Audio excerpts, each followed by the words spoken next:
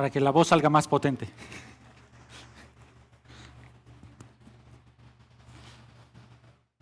Buenas tardes, hermanos. Días.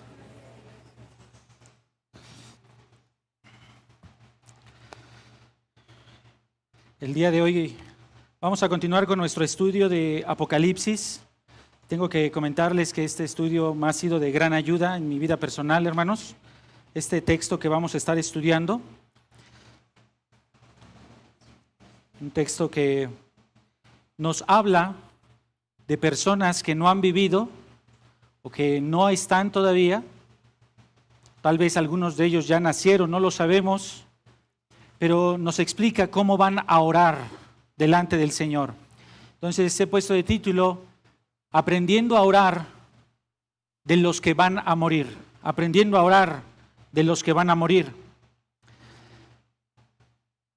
Y aun cuando nuestra sociedad ha querido que Dios sea concebido como una invención social, como una creación humana, como una especie de ideología fantástica o constructo de mentes débiles para tener esperanza cuando se enfrentan a la injusticia, toda la humanidad sabe realmente acerca de Dios. Esto lo dice Romanos capítulo 1, versículo 26.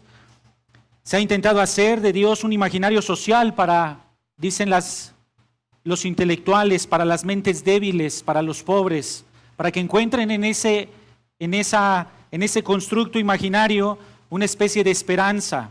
Se ha dicho que cada sujeto incluso es su propio Dios.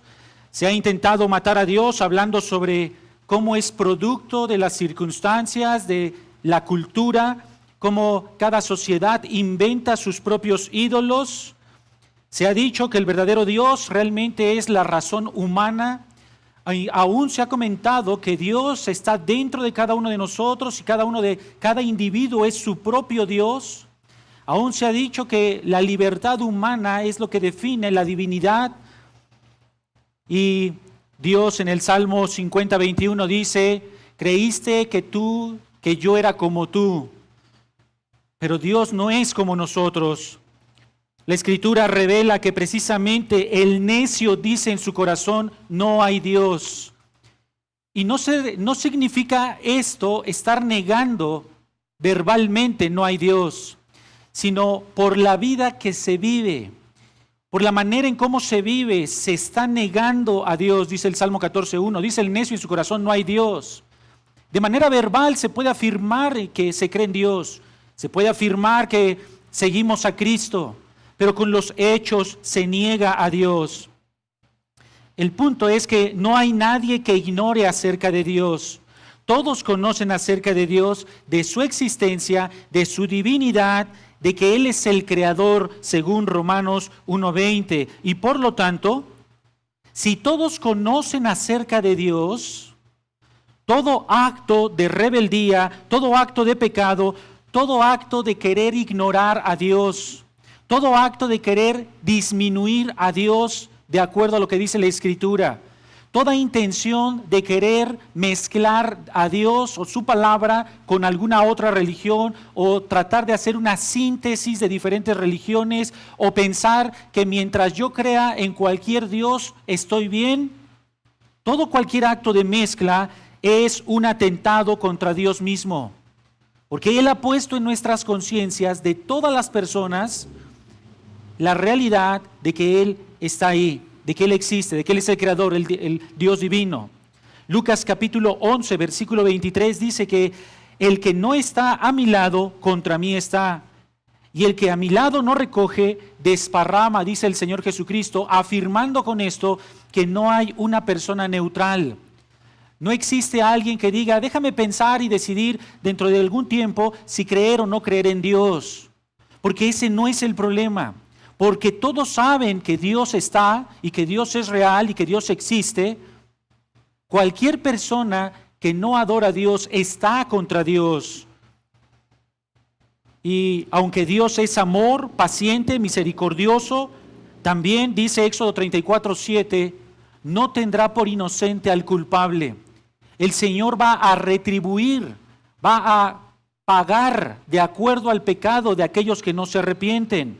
Deuteronomio 7:10 es muy explícito en esto, Cómo cada pecado, aun cuando no se tenga la intención de hablar en contra de Dios, es una muestra de odio en contra de Dios. Dice Deuteronomio 7:10, pero al que lo odia, le da el pago en su misma cara, destruyéndolo, y no se tarda en castigar al que lo odia, en su misma cara le dará el pago. Esto nos ayuda a entender que el pecado no simplemente es pasársela el alto cuando va manejando usted, o simplemente tomar un objeto que no le pertenece, como romper una especie de ley impersonal. Todo acto de pecado, se afirme o no se afirme, se crea o no se crea, se sea o no se sea cristiano, es un acto de atentar en contra de Dios. Y esto lo sabemos porque cuando vino el Señor Jesucristo, el pecado humano fue el que lo mató. Porque la paga del pecado es muerte y el pecado desea matar a Dios. Deuteronomio 32:35 dice, mía es la venganza y la retribución. Salmo 94, versículo 1 dice, oh Señor, Dios de la venganza, oh Dios de las venganzas, resplandece, levántate, juez de la tierra, da su merecido a los soberbios. Él ha hecho volver sobre ellos su propia iniquidad y lo destruirá en su maldad. El Señor nuestro Dios los destruirá. Verdaderamente que el Señor es paciente y Él es amoroso, pero hay un tiempo en el que vendrá un juicio. Isaías 34:1 dice, vengan aquí y escuchen, oh naciones de la tierra, que el mundo, todo lo que hay en él, oigan mis palabras, dice la Nueva Traducción Viviente. Pues el Señor está furioso contra las naciones, su furia es contra todos sus ejércitos, los destruirá por completo, los condenará a ser masacrados. Sus muertos quedarán sin sepultura y el hedor de sus cuerpos podridos llenará la tierra, de los montes fluirá su sangre. Es lo que el Señor está advirtiendo. Isaías 34, versículo 8 también afirma en la Nueva Traducción Viviente, pues es el día de la venganza del Señor, el año cuando Edom recibirá el pago por todo lo que le hizo a Israel. En Nahum 1:2 explica, Dios celoso y vengador es el Señor e irascible. El Señor se venga de sus adversarios y guarda su rencor contra sus enemigos. Malaquías capítulo 4, versículo 1, porque viene el día ardiente como un horno. Todos los soberbios y todos los que hacen el mal serán como paja, que el día que va a venir les prenderá fuego, dice el Señor de los ejércitos, que no les dejará ni raíz ni rama. Y se está refiriendo al día en el que el Señor, todos serán juzgados todos los que no se arrepintieron serán juzgados por el Señor. Porque el problema no es si creen o no creen. La fe no determina si Dios existe o no existe. Porque Dios existe, nos regala la fe. Y las personas no tienen el problema de ignorar acerca de Dios, porque conocen de Dios, porque saben de Dios. Es que el Señor habla en estos términos, tal como también dice Gálatas 6:7. No se dejen engañar, no se dejen engañar. De Dios nadie ¿qué cosa? Nadie se burla. Pues todo lo que el hombre siembre, eso también segará. Y este es el principio de la retribución. El Señor va a retribuir, va a pagar, se va a vengar del atentado de cada pecado que se ha hecho en contra de Él. Porque el que siembra para su propia carne, de la carne segará corrupción. Pero el que siembra por el Espíritu, del Espíritu segará vida eterna.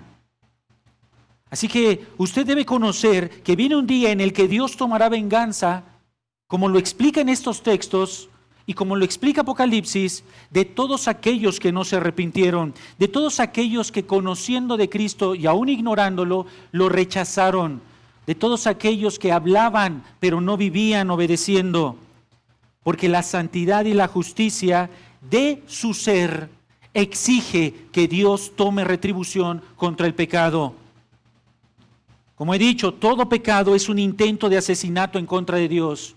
No hay término neutral, no hay personas neutrales, no hay personas tolerantes, no hay personas que respeten. O estás con Dios o estás contra Dios. Y esto no lo digo yo, lo dice Dios mismo, lo explica Dios mismo. Así que a pesar de esta advertencia, el día de hoy todavía tienes oportunidad de arrepentirte. Todavía tienes oportunidad de decirle al Señor, yo estoy delante de ti y tu ira la estoy sintiendo ya. Ezequiel 33:11 dice, el Señor no quiere que la muerte del impío, sino que vuelva el impío de su camino y que viva. Por esa razón, Romanos 2:4 explica también que Dios en su paciencia y en su bondad nos mantiene con vida. ¿Cuál es la razón por la cual no hemos muerto el día de hoy? ¿Cuál es la razón por la que nuestro corazón siguió palpitando y pudimos venir aquí a escuchar este texto? La razón es porque en su infinita bondad Él permite que sigas viviendo, porque Él no quiere que el impío muera, sino que se arrepiente y que viva. Lo mismo dice 2 de Pedro 3:9, el Señor es paciente para con nosotros, no queriendo que ninguno perezca, sino que todos procedan al arrepentimiento. Todos procedan al arrepentimiento. Así que cuando Juan está teniendo esta visión de los juicios del capítulo 6, de todo Apocalipsis, específicamente del capítulo 6, en el capítulo 10 le dice un ángel a Juan que tome un librito que tiene en la mano, que es la representación del juicio contra las naciones. Y este ángel le dice, cómete este librito, que es el juicio. Y le dice el ángel, a tu paladar será dulce, pero en tus entrañas será amargo. Y algo parecido es el juicio para nosotros los cristianos. A nuestro paladar, lo que usted esté escuchando, podría decir con mucha seguridad y eso con alegría y con gratitud al Señor. Gracias, Señor, porque estoy de este lado. Gracias, Señor, porque todas estas palabras que tú dijiste y que están ahí escritas en tu palabra son verdad, pero por la gracia de Cristo yo ya estoy de este lado. Yo ya estoy asegurado. Yo ya no veré tu ira fulminante ni en ningún instante. Yo ya soy cubierto por la justicia de Cristo. Gracias, Señor. A nuestro paladar, estas palabras de juicio pueden parecer dulces, pero conforme vamos avanzando en el estudio de las profecías de Apocalipsis, así como a Juan le dieron ganas de vomitar por ver el sufrimiento y la agonía de lo que le esperaba a aquellas personas que no se arrepienten, a nosotros también nos despertará amargura en nuestra entraña, dolor en nuestras entrañas, porque tal vez nuestro pariente, nuestros pequeños, tal vez los vecinos, están expuestos a esto, están expuestos a este tremendo juicio. Y la pregunta entonces que quiero plantearles es, ¿qué puede hacer usted para ayudar a las personas que están a punto de recibir este juicio de parte de Dios? Como leíamos en Isaías, como fuego consumidor, serán sometidos eternamente y no quedará como si fueran una especie de árbol, ni tronco ni rama en ellos, eternamente siendo atormentados. Pero ¿qué puede hacer usted frente a esta situación? Todo lo que he mencionado es porque quiero que usted observe que este terrible juicio vendrá después de que se hace una oración. Después de que se hace una oración. Ahora usted podría estar pensando, ¿cómo es que la oración de algunas personas determinó este juicio? El inicio de este juicio. Y lo que vamos a estudiar el día de hoy es que sí. En un sentido, la oración de ciertas personas dio pie a que Dios comenzara a desatar estos terribles juicios contra la humanidad. Ahora, quiero concentrarme más en este punto. No es que usted trate de indagar quiénes son esas personas para quedar bien con ellos y no oren, ¿verdad? O ¿cuándo sucederá esto para aproximarme y entonces quedar bien, no sé, invitarlos a comer a los hermanos? Tal vez es alguno de los que están aquí y tiene las características que vamos a hablar y mejor lo hago mi amigo y oye, pues échame la mano, ¿no? Pues, no ores, espérate, déjame disfrutar de esta tierra, de este mundo. Ese no es el punto. El punto es que la oración de una persona fiel es poderosa, tan poderosa que Dios no la pasa desapercibida. La oración de una persona fiel es tan poderosa para Dios, le llama tanto la atención que Él no resiste el tener sus oídos cerrados y dejar de escuchar. El Señor es jalado y es inclinado a escuchar el clamor de los fieles. Por consiguiente, ese es el punto que quiero que observemos el día de hoy. Que usted puede aprender frente a este juicio que se avecina, frente a sus propios problemas, frente a la propia incertidumbre que tiene, a orar como orarán aquellas personas que estarán por morir en un breve tiempo, en unos cuantos años, cuando se cumple esta palabra. Aprenda entonces 3 elementos de una oración poderosa para orar delante del Señor. 3 elementos de una oración poderosa para orar delante del Señor. Como he mencionado, el título de esta predicación es Aprendiendo a orar de aquellos que morirán. Vamos a leer el texto, Apocalipsis capítulo 6, versículo 9. Cuando el Cordero abrió el 5º sello, vi debajo del altar las almas de los que habían sido muertos, a causa de la palabra de Dios y del testimonio que habían mantenido.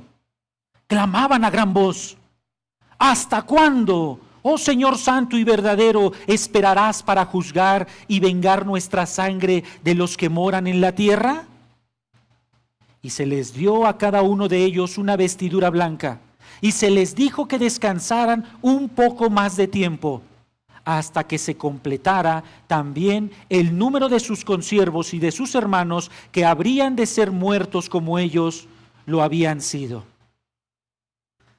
Amado Padre, te ruego que este tiempo, Señor, seamos atravesados por tu palabra. Padre, que nuestros pensamientos, nuestras emociones sean desdibujadas a través de la claridad de tu palabra y sean conformadas de acuerdo a esta verdad. Y que miremos a Cristo, a ti, de acuerdo a estas verdades que vamos a estar estudiando. Por tu Hijo amado te lo pedimos. Amén, Señor. Muy bien, entonces aprende a orar a partir de 3 características de una oración poderosa. Y la primera característica es la fidelidad. La fidelidad. Esto es fundamental. Dios no va a contestar por el número de horas que estés ahí hincado rezando. La oración no es un rezo. La oración no es una repetición vana de estar repitiendo fórmulas o estar diciendo constantemente cosas mecánicas. No va a contestar el llanto que estés derramando o la rodilla ensangrentada de personas que no son fieles. Él no va a contestar eso. El Señor, sin duda que sabe lo que hay en tu corazón, pero Él te está llevando a la fidelidad. Es más, la oración que son recibidas por Dios solo provienen de corazones fieles. Corazones fieles. Y esto no significa ser perfecto, sino significa lo que vamos a ver el día de hoy. ¿Sí? Entonces, observa el versículo 9.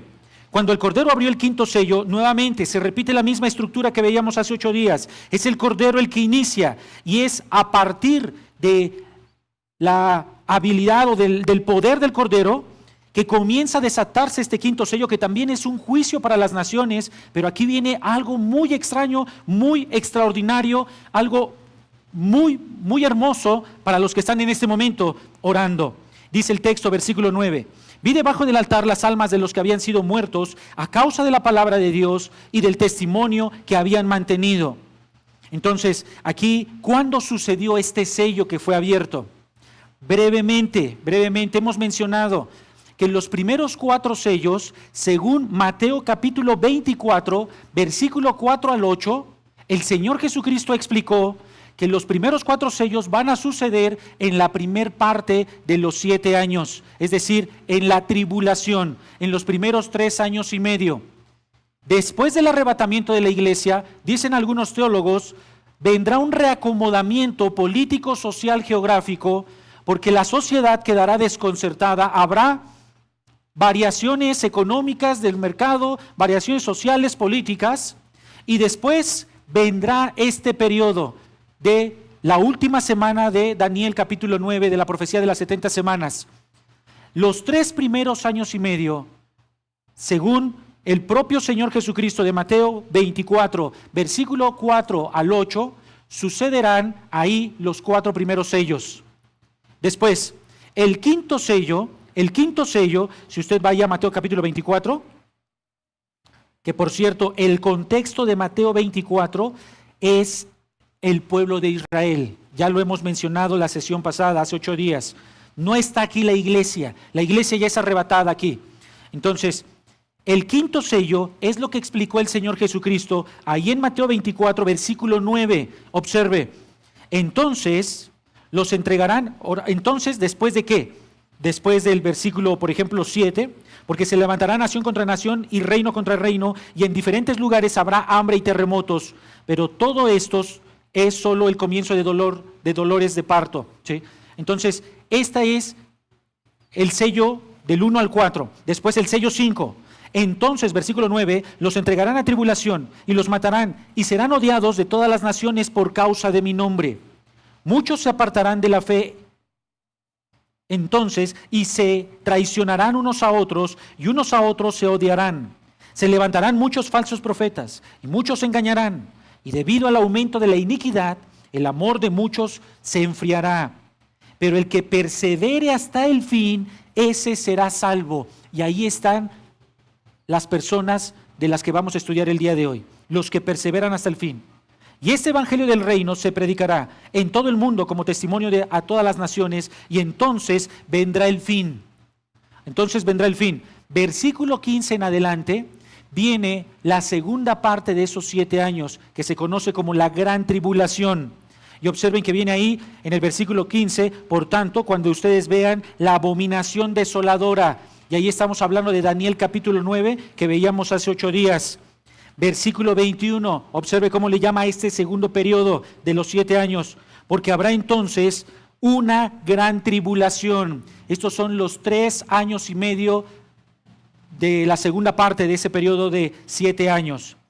Muy bien, entonces respondiendo a la pregunta, el quinto sello que estamos estudiando aquí en Apocalipsis 6, 9, ¿cuándo va a suceder?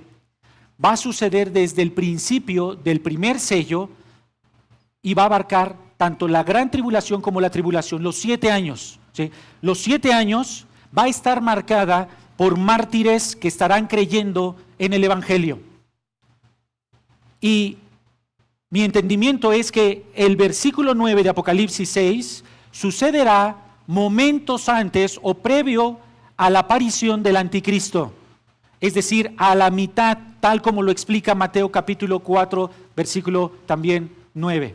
¿Sí? A la mitad, a los 3 años y medio, sucederá esta oración registrada en Apocalipsis 6, versículo 9. Muy bien, ahora con eso en mente, notamos que sucede algo extraordinario porque el efecto no es en la tierra, sino en el cielo. Observen cómo los primeros 4 sellos sucedieron en la tierra y ahora se traslada al cielo. Además, hay un cambio asombroso de escenografía.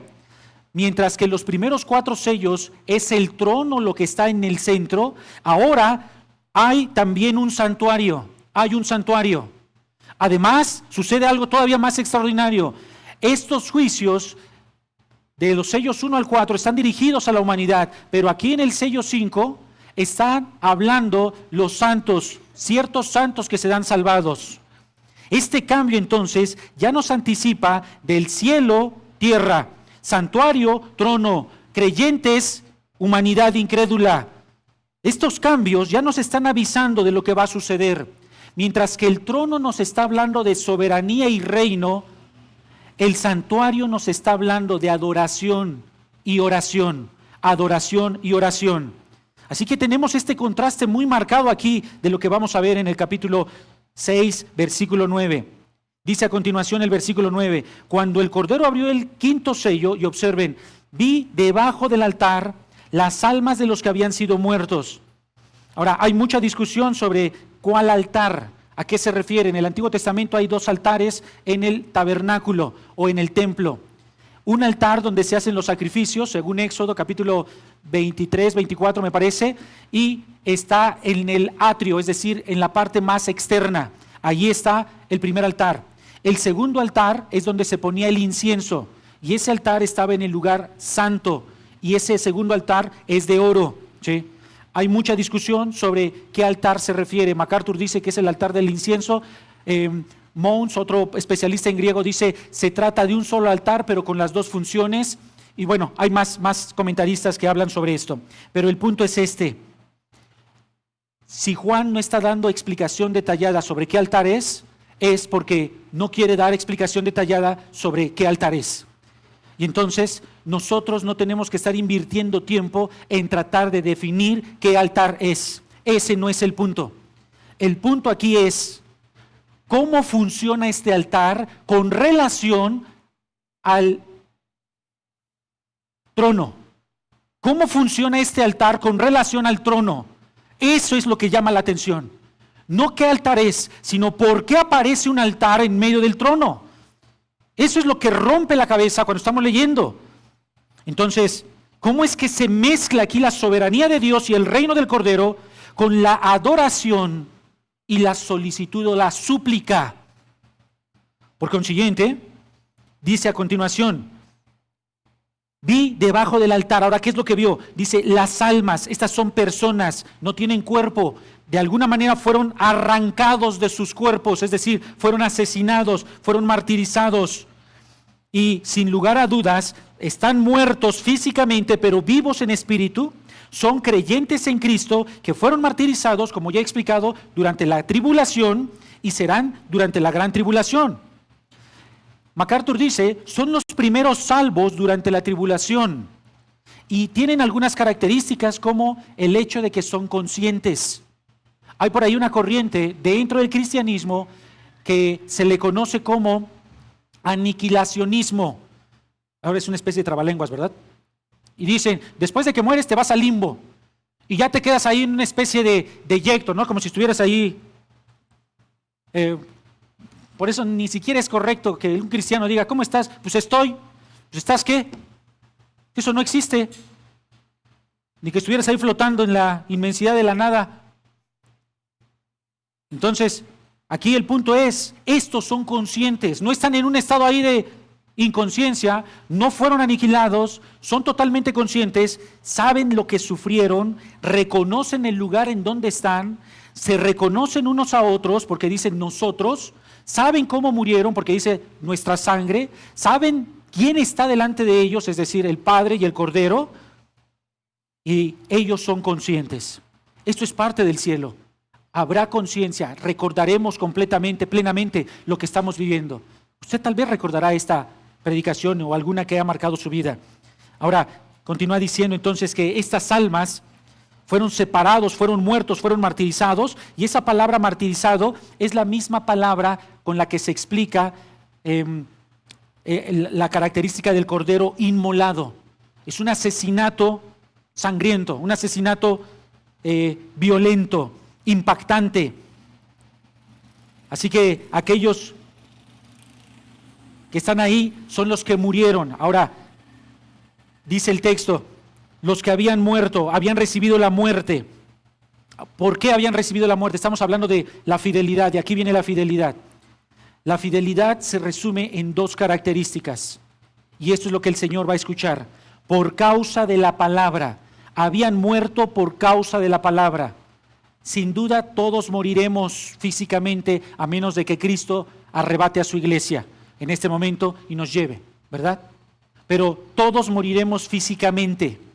El problema no es si morimos o no morimos. El problema es por qué vas a morir. ¿Cuál es la causa por la que vas a morir? Y aquí viene, por causa de la palabra. Es decir, porque obedecieron la palabra, porque fueron leales a lo que habían leído, a lo que habían entendido y cómo estaban viviendo. Se trata entonces esta palabra del Evangelio, dice algún comentarista, es la palabra de la cruz, de 1 Corintios 1:18. No somos lo mejor del mundo, no somos lo más sabio, no somos lo más excelente, pero nos gloriamos en Cristo. Sabemos que Él nos salva y queremos seguirle. Es lo que dice 1 de Pedro capítulo 2, seguimos sus pisadas. Es lo que dice Pablo en Gálatas, porque para mí el vivir es Cristo, y ya no vivo ahora yo en la carne, sino Cristo vive en mí. Es como dice Romanos capítulo 6, como vivo de entre los muertos, pero está siguiendo a Cristo, tal vez no de manera perfecta, sigue pecando, sigue batallando, Quienes vinieron ayer a la conferencia de hombres, precisamente se habló de esto. Está el arrepentimiento genuino porque seguimos luchando con el pecado, pero está el deseo, la intención, la dirección en la voluntad de querer obedecer y seguir las pisadas de Cristo. Ellos aceptaron este evangelio y aceptarán incuestionablemente el señorío de Cristo. De manera que Cristo es su único Señor. En Cristo encontrarán estas personas su esperanza. Cuando estén siendo perseguidos, cuando les cierren todas las puertas sociales y comiencen a ser señalados, en Cristo encontrarán fortaleza. En Cristo serán fortalecidos por su gracia, su gozo, su ánimo. En Cristo serán perdonados. En Él encontrarán el perdón, el aliento, el ánimo. En Él encontrarán consuelo a sus lágrimas. Esto es seguir a Cristo. Hermanos, seguir a Cristo no significa estar siempre sonriendo, porque no será así. Seguir a Cristo no significa siempre tener el cuello levantado y decir, vamos, siempre adelante, porque no siempre será así. Seguir a Cristo es que cuando no puedes, le pides al Señor, arrástrame, Señor, ayúdame a seguirte. Y están siendo leales a la palabra. Estarán en conflicto, pero pedirán al Señor, Señor, haz lo que sea necesario para que no me despegue de ti. Quiero estar contigo. Así que serán introducidos a una experiencia por morir, a morir por Cristo, a una expresión de fidelidad a través de la muerte. Pero se mantendrán ahí, en la línea. Y esto es lo que va a decir más adelante.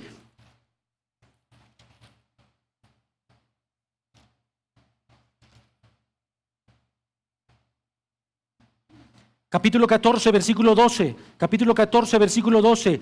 Aquí está la perseverancia de los santos que guardan los mandamientos de Dios y la fe de Jesús. Ahí está la perseverancia de los santos. ¿En qué? En que siguen la palabra, la leen, la entienden y la obedecen. No necesita ir al seminario, que claro, si quiere ir adelante, están las puertas abiertas. Pero si usted está entendiendo algo, si está entendiendo algo, medite y el Señor le dará entendimiento y obedezca. Eso es ser fiel a la palabra. En segundo lugar, dice el texto, capítulo 9 del versículo 6, capítulo 6 de Apocalipsis, también fueron muertos a causa del testimonio que habían mantenido. Ahora, no es que ellos estaban diciendo soy cristiano, sino más bien por seguir el testimonio de Cristo.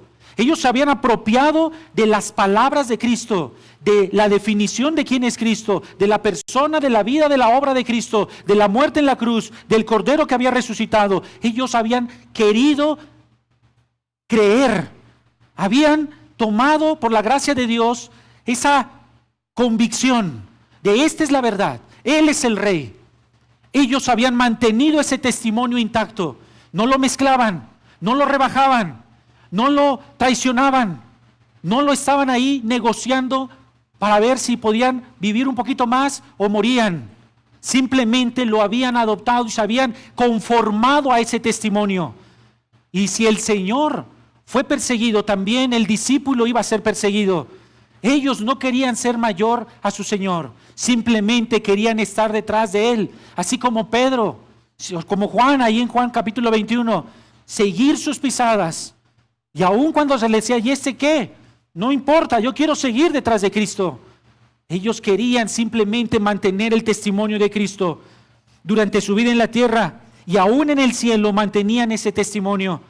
Él es mi Rey, a Él me debo, Él es mi Señor, solo en Él me refugio. No entiendo, no sé, no comprendo, se me ha olvidado, no quiero, pero hay una verdad absolutamente resuelta en su corazón. Él es mi Señor. Él es mi Señor. En cierta ocasión, comenta un hermano que estaba cuidando a su padre con Alzheimer y le desconocía totalmente. No sabía quién era. ¿Y tú quién eres? Y a los 5 minutos volvía a decirle, ¿y tú quién eres? ¿Qué haces aquí? Y le tenía que volver a calmar. Cálmese, padre, yo estoy aquí. Le comenzó a leer la palabra. Le comenzó a leer la palabra.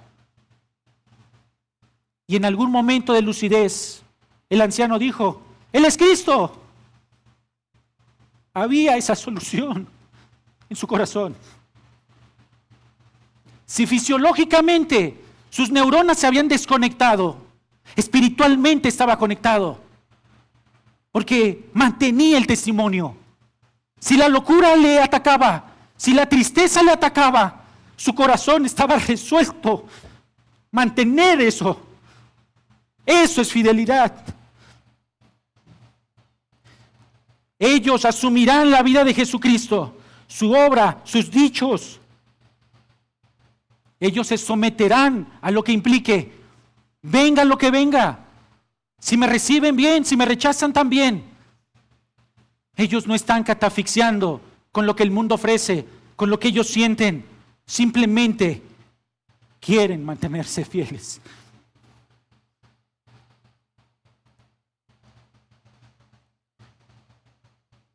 Doce 17 de Apocalipsis.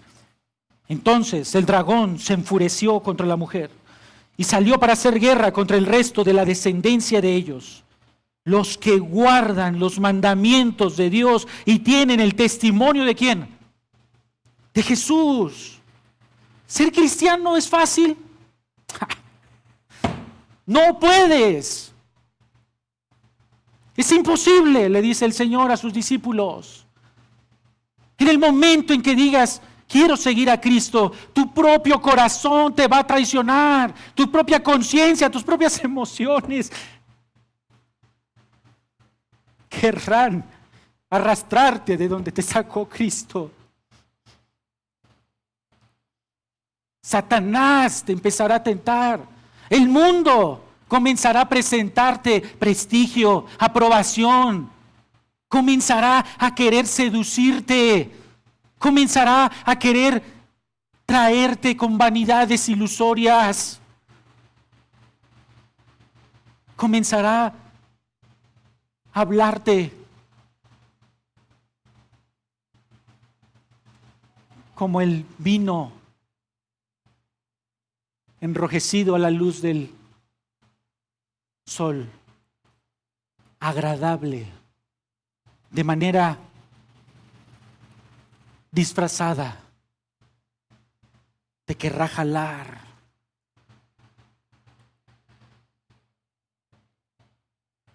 La fidelidad no es hablar, la fidelidad es actuar.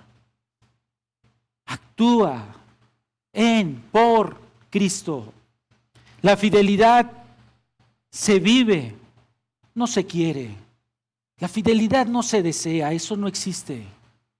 La fidelidad se vive de manera imperfecta, pero se vive. Si te has observado infiel, porque lo somos. Cuando el Señor Jesucristo le ayudó a Pedro a ser fiel, el Señor lo sabe todo. Pedro, ¿me amas, Señor? Pedro termina diciendo, Señor, tú lo sabes todo. Tú sabes que te amo, pero tengo un amor imperfecto. Tú sabes que lo he querido, pero no he podido. Tú sabes que yo quería estar contigo, pero no he podido. Pero eso es fidelidad. Reconoce al Señor. Suplícale. La fidelidad ni la tienes que construir. No la tienes que construir. Ahí está. Es Cristo. Simplemente síguelo.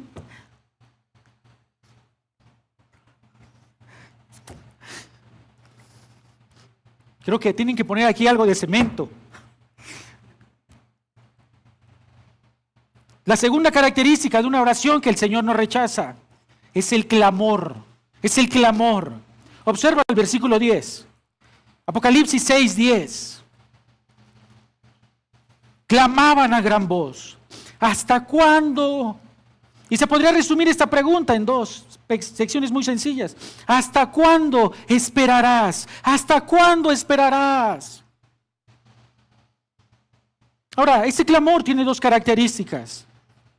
El destinatario y la dirección. El destinatario y la dirección. Tú puedes clamar a cualquier persona. Puedes pedirle ayuda a cualquier persona. Pero Un verdadero clamor, una oración que el Señor, gracias, amor, una oración que realmente escucha el Señor, es cuando está dirigida a Él, a Él. Observen el destinatario. Simplemente la pregunta, ¿hasta cuándo? ¿Por qué se dirige a Él? Porque solo Dios tiene la posibilidad de responder. Solo Dios tiene la posibilidad de responder. Tú no le puedes decir a tu mascota, ¿hasta cuándo me vas a ayudar? Tú no le puedes decir ni siquiera a tu marido, ¿hasta cuándo vas a cambiar? O a tu esposa, ¿hasta cuándo vas a cambiar? Eso es una mala oración. Tú no le puedes decir a la circunstancia, ¿hasta cuándo me sacaré la lotería? ¿O hasta cuándo va a cambiar esta situación? Tienes que dirigir tu clamor al destinatario apropiado, aquella persona que puede tomar la decisión, aquella persona. Ellos preguntaban por el momento en que Dios reivindicaría su santidad y su justicia, porque solo Dios sabe el momento.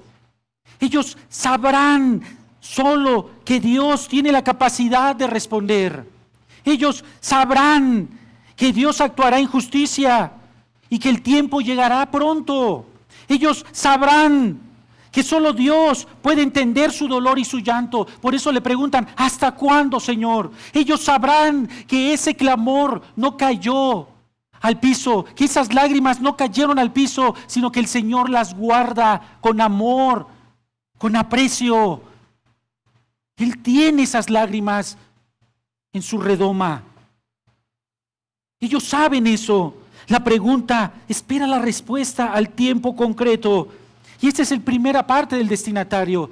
Solo aquella persona que puede dar solución a tus problemas. Solo aquella persona. Y esto es algo lógico y entendible. Si tú sabes que estás enfermo y vas al médico, no le vas a preguntar al taxista, ¿hasta cuándo voy a tomarme el medicamento? No le vas a preguntar al vecino, ¿hasta cuándo voy a tener que hacerme estos estudios? Eso es falta de entendimiento. Eso es parte de la necedad. Ellos preguntan al único que le puede responder. Una segunda parte del destinatario es que le llaman con 3 títulos a Dios. El primero es el Señor. Se podría traducir como el soberano, el que tiene la autoridad, el amo supremo. En la cultura romana este título de Señor se utilizaba en referencia al amo y el esclavo. En general, esta palabra Señor o soberano, que también en término griego significa déspotes, el soberano, hace referencia al poder y a la autoridad absoluta. Y en este caso, Dios es identificado como el que tiene el control de todo, incluyendo la vida del tiempo, la vida de las circunstancias, la vida de estas personas. Él tiene la autoridad de todo. Es como si dijeran, Señor, somos tus esclavos, ¿hasta cuándo nos vas a ayudar? ¿Hasta cuándo nos vas a responder? Es como si dijeran, Señor, somos débiles, ¿hasta cuándo vas a responder? La oración de Simeón en Lucas 2:2 precisamente ve a Dios como el amo y a Simeón como el esclavo. En Hechos capítulo 4, versículo 22, la oración que se hace a Dios es como el amo de la creación. En el Nuevo Testamento solo se utiliza 3 veces esa palabra. Ahí en Lucas 2:22, Lucas 2:2, Hechos 2:24 y aquí en Apocalipsis 6:10. El soberano. Y todas las veces aparece siempre en oración. Siempre en oración. Esa es la manera apropiada de dirigirte al destinatario, en oración. No es a través de actos. Tienes que venir y reconocer que eres un esclavo, que eres un débil. Señor, ¿hasta cuándo? El otro título es el Santo. Ya saben que esta palabra hace referencia a ser separado, separado de toda imperfección, separado de todo pecado, separado de toda injusticia, separado de todo lo inadecuado.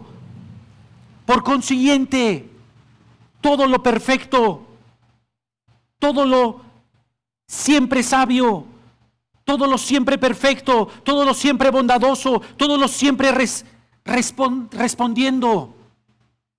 Es el Santo. el que siempre de manera perfecta a su tiempo, a su momento responde con la bondad más inimaginable, con la sabiduría más apropiada, con la justicia más excelente. Ellos saben, sea cual sea la respuesta del soberano, será la mejor respuesta, será la más santa, la más justa, la más sabia, la más bondadosa, el mejor consuelo.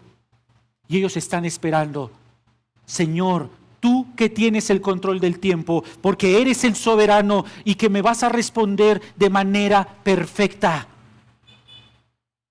Y número 3, porque eres el verdadero, el verdadero. Y el título tiene que ver con la naturaleza de Dios, tiene que ver con su fidelidad, con el cumplimiento de sus promesas, con el cumplimiento de su palabra.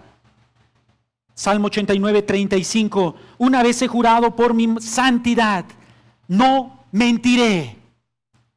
Está en juego aquí la misma esencia eterna divina.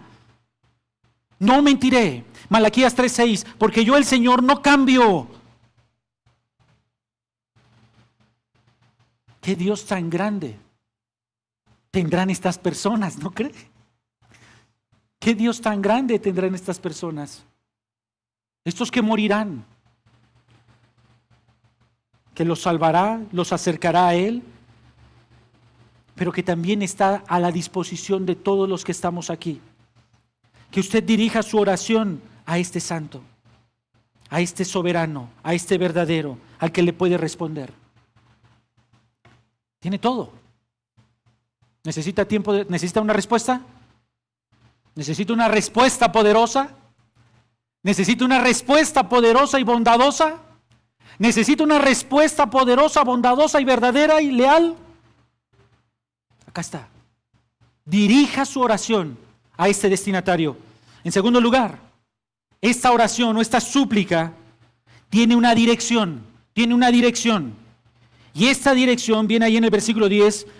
¿Hasta cuándo no juzgarás y vengarás nuestra sangre en los que moran en la tierra? Y algunos comentaristas, no son pocos, dicen que se refiere aquí a oraciones imprecatorias, es decir, oraciones de venganza. Pero hay que tener algunas cosas en claro. Número 1, las oraciones imprecatorias o de venganza se encuentran en los salmos y en las profecías del Antiguo Testamento. Pero esas oraciones son para el pueblo de Israel, en el Antiguo Pacto.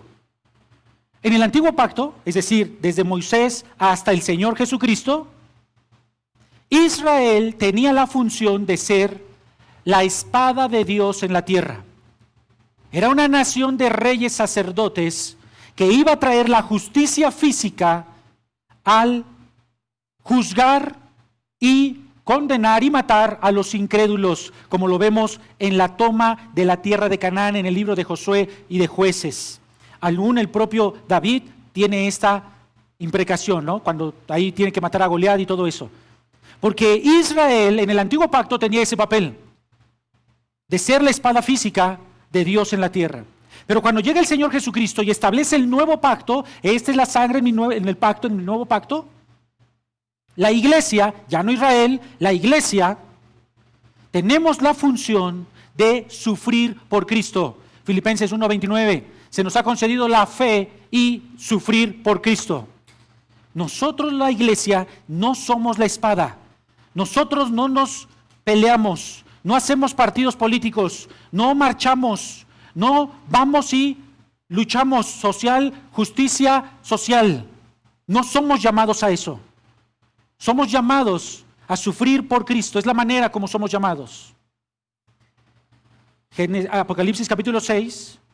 No es ni Israel, no es ni la iglesia, sino son otras personas ahí en la gran tribulación. Ahora, ¿qué características tienen estas personas? El contexto es claro. El reino está a punto de establecerse y esto nos da luz para entender cuál es la intención de esta oración. El reino comienza a establecerse, comienza el Señor a abrir los sellos, uno por uno, 1, 2, 3, 4. Llega el quinto sello y aparecen estas personas. El reino está a punto de establecerse y ellos fueron muertos por ese reino. Se entiende con mucha claridad que la intención de esta oración es, ¿quién me lo puede decir? Tiene que ver con el reino. La gloria de Cristo. La gloria de Cristo. Esto no tiene nada que ver con ser vengativo, justicia social y que vamos a ir a tomar las armas y vamos a cortar la cabeza a todo el mundo. Esto no tiene que ver con eso. Esto tiene que ver con el reino de Cristo. El contexto lo marca muy claro. Así que esta oración no tiene que ver con mi propia sangre. Tiene que ver con, Señor, ¿hasta cuándo vendrás a establecer tu reino? ¿Hasta cuándo permitirás que se pisotee tu sangre? ¿Hasta cuándo permitirás que se sigan burlando de ti? La dirección de la oración que el Señor escucha es para la gloria de Cristo. Es para la gloria de Cristo. Esa debe de ser la dirección de nuestras oraciones. Ya sabes a quién se la debes de dirigir. Bien, ahora, ¿qué debes de decir? Para la gloria de Cristo. Señor, ven pronto. Que mi vida entera esté entregada a ti, Señor. Que sea un instrumento de tu paz, de tu justicia, de tu perdón, de tu amor.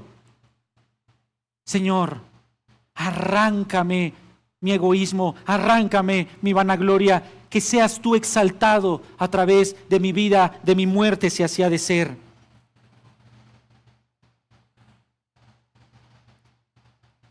Ellos piden que el Señor juzgue, y esto es la retribución, que el Señor vengue la sangre de ellos, y se entiende que para la gloria de Dios el Señor no permitirá que sus hijos sean pisoteados, según Lucas, según Mateo 25:40.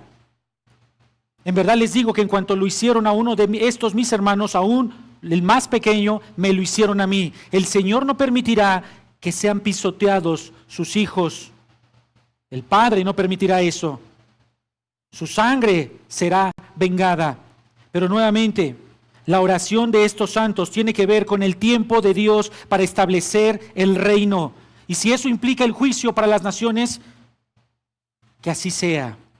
Por lo tanto, el clamor es para que el Cordero establezca el reino cuanto antes. Si esto implica el juicio de todos aquellos que están en contra, que así sea. Pero estas almas están ansiosas de ver el reino de Cristo, de vivir en el reino de Cristo. Y hermanos, ¿cuánto necesitamos aprender nosotros de ellos? ¿Cuánto? Pensamos que estamos en un pequeño reino. Pensamos que nuestra comodidad material es nuestro pequeño reino. Pensamos que nuestra estabilidad emocional es nuestro pequeño reino. Que nuestra pequeña familia es nuestro pequeño reino. Que nuestro trabajo. Eso no es una mente cristiana. Tenemos que aprender a orar en la dirección correcta. Señor, que tu reino sea establecido. Que yo no estorbe al establecimiento de tu reino. Si he de ser una simple piedra por donde pase el rey, que así sea, Señor. Pero ven pronto. Que Cristo sea exaltado con tu vida. Que clamemos como ellos. Ven, Señor. Líbranos de este estado decadente. Establece tu gozo, tu paz, tu justicia en mi vida. Que no sea yo el que reine más. Sé tú el que reina en mi vida. Esto es Mateo 6:10. Hágase tu voluntad tanto en los cielos como en la tierra. Así que la oración poderosa es aquella que nace de un corazón fiel porque obedece la palabra de Dios. Y cuando usted clama al soberano, al santo, al verdadero, dirige su oración para que su voluntad sea establecida en esta tierra. Esa es una oración que el Señor escucha. Y finalmente, el Señor responde. El Señor responde. Versículo 11. Y se les dio a cada uno de ellos una vestidura blanca. Esto nuevamente tiene que ver con esta maravillosa palabra, este pasivo divino que veíamos la vez pasada. Se les concedió, se les otorgó, se les dio. Ahora, en un sentido negativo, esto es un juicio para la humanidad, porque estos muertos son la evidencia del odio de la humanidad en contra de Cristo. Y obviamente, estos cuerpos del delito o almas del delito tienen que ser juzgadas. Así que en este sentido, estas almas en la presencia de Dios aceleran el juicio de Dios contra la humanidad. ¿Se nota eso? aceleran. Por eso es que decía, como va a decir ahí en el versículo 17, 6:17, las personas en la tierra dirán, porque ha llegado el gran día de la ira de ellos, ¿y quién podrá sostenerse? Eso es lo que va a decir la humanidad. Y esto va a suceder después de la oración de estos santos. Ahora, en un sentido positivo, esta respuesta de Dios tiene que ver con honores, y eso es lo que implica ahí las vestiduras blancas. En el Imperio Romano y en la Antigüedad, las vestiduras largas y blancas hablaban de honor, de otorgar cierto prestigio, cierto valor social, cierto honor ante las demás personas. Y aparentemente estas personas, estas almas habían sido derrotadas, pero delante de Dios habían sido exaltadas. Indica entonces un alto estatus espiritual delante de Dios. Dios dándoles reconocimiento a estos mártires. Y esta es parte de la primera respuesta de Dios. Porque es el Dios fiel, Él va a dar honor a los suyos. En segundo lugar, esta respuesta divina tiene que ver con el descanso, con la descarga. Y se les dijo, dice ahí el versículo 11, y se les dijo que descansaran un poco más de tiempo. Así que junto con las túnicas se les ordena, se les concede. Qué interesante, que usted por más que quiera dormir y se tome ahí los test de pasiflora, no puede descansar, ¿verdad? A veces se puede descansar un poquito más aquí cuando se le arrulla. Pero el punto aquí es que el verdadero descanso es cuando se le otorga. Esto es Mateo 11:28. Venid a mí todos los que están cargados y cansados y yo los haré descansar. Y realmente este es un poco tiempo. Fíjese la perspectiva que debemos de cambiar. Usted debe de entender esto. Ellos están preguntando, ¿hasta cuándo responderás? Y el Señor les dice, descansen un poco de tiempo. ¿Nota eso? Nosotros hacemos una tormenta en un vaso de agua. Señor, ¿hasta cuándo? Por favor, ya líbranos, señoras. Y el Señor dice, espera un poco de tiempo. Espera un poco de tiempo. Así que debes aprender de nuestro Dios y de esta oración. Las leves tribulaciones del momento no son dignas de ser comparadas con lo que el Señor te ha preparado para la eternidad, con esa respuesta que vas a disfrutar. Y finalmente, la respuesta tiene que ver con el propósito divino. Fíjense al final del versículo 11. Hasta que se completara también, que descansaran, hasta que se completara también el número de sus consiervos y de sus hermanos que habrían de ser muertos como ellos lo habían sido. Ahora, acá se hace hincapié en la soberanía de Dios. Dios conoce a cada uno de los que van a morir. Ustedes podrían decir, uy, qué lamentable. No, qué gran bendición. Porque todos los que no están aquí estarán en otro lado. Y si están aquí, es porque fueron escogidos, fueron elegidos. Son salvos, cada uno de ellos. Ahora, tú estás escuchando esto y no puedes pasar desapercibido de tu mente que este es el costo de seguir a Cristo, que hay un propósito y este propósito es un costo. Este es el precio de la fidelidad, el precio de la lealtad, ser despreciado en este mundo. Hermanos, no tienes que buscar caer bien al sistema, de encajar con los estándares de producción, de belleza, con los estándares sociales. No tienes que estar buscando eso. Y este es el precio de seguir a Cristo. No puedes quedarte pasivo e inerte, ni siquiera sorprendido, simplemente decir, wow, es que Dios va a conocer a todos los que van a morir. Necesitas conocer y creer esto, que si eres llamado a servir, sirve sacrificialmente. Ahora, entiende esto. El sacrificio viene cuando eres fortalecido, fortalecida por esta oración. ¿Hasta cuándo aparecen estas personas? Cuando están orando. Señor, los fieles le están pidiendo al soberano y el soberano dice, esperen. Como te está diciendo a ti. Si eres fiel, si estás dirigiéndote al soberano para la gloria de Él, tu oración te va a capacitar, porque es parte de la respuesta del propósito de Dios para tu vida. Capacitarte para soportar problemas, tentaciones, dificultades, sufrimientos. El Señor te va a capacitar. Y esa entrega solo puede venir entonces cuando eres fortalecido por la oración. Este es el poder de la oración, que te despega de este mundo terrenal y te traslada a donde estarás. Te fortalece para vivir como vivo de entre los muertos, que arranca tu egoísmo, rompe tu espejito mágico de idolatría y hace que mires a Cristo. Si has recibido a Cristo por fe, vive por fe, continúa por fe, por medio de fortalecerte con oración al Señor. Si Jesús fue siervo, quienes seguimos sus pasos no tenemos otra tarea, no tenemos otra opción. Somos siervos, como lo fueron los de Tesalónica. Escucha esto, no estás solo. Por eso también dice ahí al final, versículo 9, versículo 10, dice versículo 11, descansaron un poco más de tiempo hasta que se completara también el número de sus consiervos y de sus hermanos. No corres solo, no existe el llanero solitario, no existe el cristiano solo. Eso no es dentro del plan de Dios. Estamos en un cuerpo, en una iglesia, hermanos. Tienes necesidad, tienes debilidad. Ven, escucha la palabra, pide ayuda, oremos juntos. Fielmente al Señor, fieles al Señor, al soberano, para su gloria, sabiendo que somos llamados a sufrir y a vivir por Él y en Él. Vamos a orar, hermanos. Gracias, Cristo. Gracias, Padre, por tu palabra, por este ejemplo futuro que si nos da flojera mirar al pasado, ahora tú nos llamas al futuro, Señor. No tenemos pretexto, Padre. Por favor, te ruego que fortalezcas los corazones de los que estamos aquí. Señor, danos entendimiento y mueve nuestra voluntad para tener esta práctica en nuestra vida de estar orando a través de ser fieles, a través, Señor, de dirigirnos a ti para tu gloria y saber que nuestra vida no es nuestra, sino tuya, que somos comprados por la sangre de Cristo. Simplemente, Padre, que nuestro corazón esté resuelto a entregarnos completamente a ti.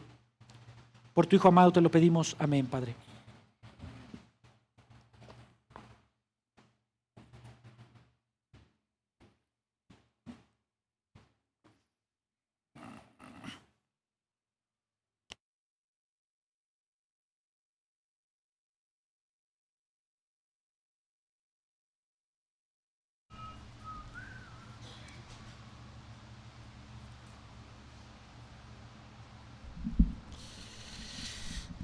Bueno, me imagino que por aquí hay algunas personas que cuando hablan de